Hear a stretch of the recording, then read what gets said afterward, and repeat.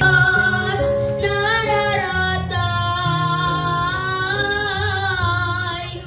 pinagaling kapagkuhan at nagsilbi sa bitulang.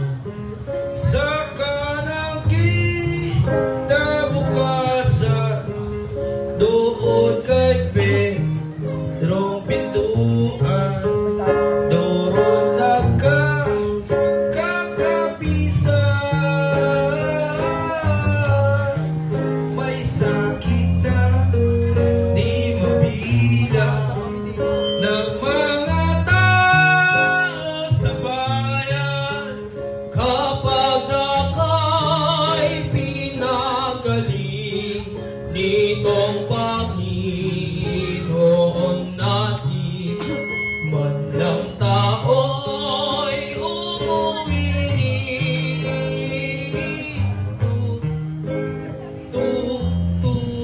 ay walang makahampi ng puso't nila't panindig.